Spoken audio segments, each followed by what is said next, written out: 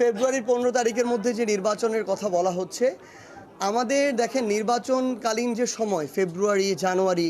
এটা নিয়ে কিন্তু আমরা আমাদের জায়গা থেকে বিরোধিতা জানাইনি, কিন্তু আমরা আমাদের জায়গা থেকে জনগণের প্রত্যাশাটা তুলে ধরেছি। আমরা বলেছি যে মৌলিক সংস্কারগুলো যদি না হয়, জুলাই সনদের আইনগত একটা শক্ত ভিত্তির উপরে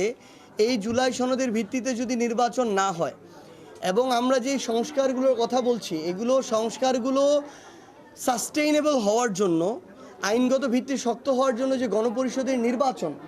একই সাথে নির্বাচন উইথ গণপরিষদ, এই গণপরিষদ নির্বাচনটা যদি না হয়, এত বড় যে একটা গণহত্যা হলো, এটার যদি আমরা ন্যূনতম বিচারিক প্রক্রিয়ার দৃশ্যমান রায় আমরা না দেখতে পাই, তাহলে আপনি যেই সময়সীমায় বলেন না কেন,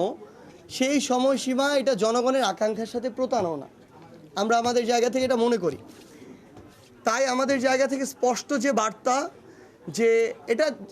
এটাই বাস্তবতা যে সকল যে বিচারিক প্রক্রিয়া এগুলোর রায় ফেব্রুয়ারির মধ্যে হবে না বা হওয়া সম্ভব না। কিন্তু